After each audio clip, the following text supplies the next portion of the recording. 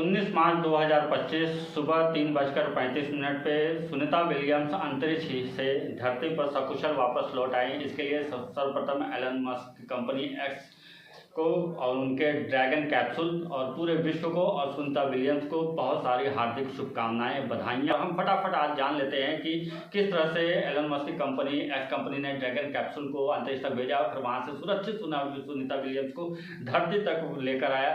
Screen पर आप देख रहे होंगे ISS से प्रस्थान इंटरनेशनल स्पेस शटल पे 9 महीने तक सुनीता विलियम्स थी। टेक्निकल कुछ कमी हो गई थी जिसकी वजह से उनको इतना लंबा समय इंतजार करना पड़ा, लेकिन सकुशल वापसी हुई है। तो यहाँ पे बहुत सारी हार्दिक शुभकामनाएं हैं और आगे बढ़ते हैं, फटाफट देख लेते हैं उनकी किस तरह से स्पेस से धरती तक वापसी हुई है। स्पेस एक्स ड्रैगन कैप्सूल जिसमें सुनीता विलियम्स, बुच विल्मोर और 2 अन्य अंतरिक्ष यात्री सवार थे, ISS से सफलतापूर्वक अलग हुआ। यह कैप्सूल क्रू 9 मिशन का हिस्सा था जिसे उनकी वापसी के लिए विशेष रूप से तैयार किया गया था। नेक्स्ट स्क्रीन पर बढ़ते हैं। ISS से प्रस्थान ड्रैगन कैप्सूल ISS से अलग हो चुका है। 18 मार्च 2025 सुबह 4:15 पर कैप्सूल ने पृथ्वी की ओर अपनी 17 घंटे की यात्रा की शुरुआत कर दिया है। इस समय यह अंतरिक्ष यान 28,000 किलोमीटर प्रति घंटे की रफ्तार से पृथ्वी की तरफ बढ़ रहा है। एलन मस्क का ड्रैगन कैप्सूल। नेक्स्ट स्क्रीन पर बढ़ते हैं।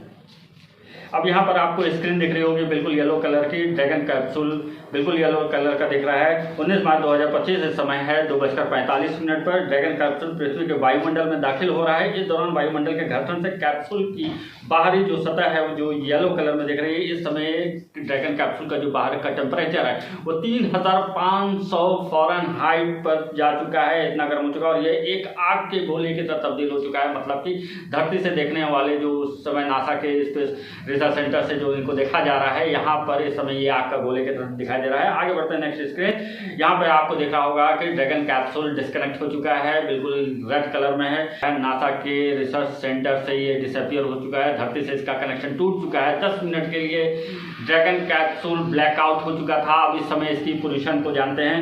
संपर्क का ब्लैकआउट शुरू हो चुका है। वायुमंडल की मोटी परतों और आयरन मंडल के प्लाज्मा प्रभाव के कारण नासा के मिशन से कंट्रोल से रेडियो से संपर्क 10 मिनट के लिए टूट गया है। यह वह समय था जब कैप्सूल 80 किलोमीटर की नीचे ऊंचाई तक उतर चुका था। 80 किलोमीटर से आगे की जर्नी कर रहा था और ब्लैकआउट 10 मिनट कर रहा था। नेक्स्ट स्क्रीन पर ड्रैगन कैप्सूल दिख रहा है, सही सकुशल दिख रहा है। 19 मार्च 2025 सुबह 2:57 पर ब्लैकआउट खत्म हो चुका है। कैप्सूल के सिग्नल फिर से मिशन कंट्रोल तक पहुंच चुकी है, जिससे यह पुष्टि हो चुकी है कि सही दिशा में और सुरक्षित ड्रैगन कैप्सूल धरती की तरफ बढ़ रहा है। आगे बढ़ता है नेक्स्ट स्क्रीन।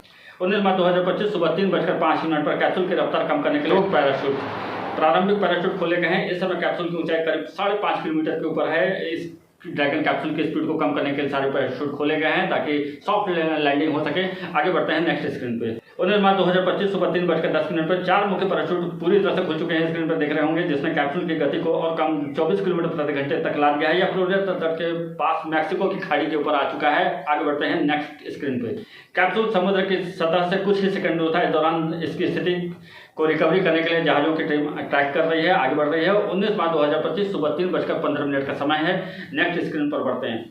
19 मार्च 2025 सुबह 3:27 ड्रैगन कैप्सूल ने फ्लोरिडा के तट पर कुछ किलोमीटर दूर मैक्सिको की खाड़ी में सफलतापूर्वक लैंडिंग की है। यह एक सॉफ्ट वाटर लैंडिंग थी जो स्पेस एक्स की मानक प्रक्रिया है और एलन मस्क को इसके लिए बहुत ढेर सारी हार्दिक शुभकामनाएं एवं बधाइयां पूरे A to Z state news team की तरफ से। 19 मार्च 2025 सुबह 3:35 स्पेस, अब आप स्क्रीन पर देख रहे होंगे, स्पेस एक्स की रिकवरी टीम ने कैप्सूल तक पहुंचकर उसे स्थिर किया और अंतरिक्ष यात्रियों को बाहर निकालने की प्रक्रिया शुरू की।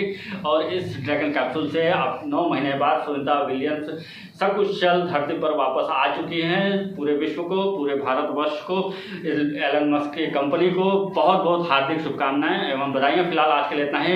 मैं था आपके साथ मोहम्मद शाह फैसल और आप देख रहे थे A to Z state news. धन्यवाद।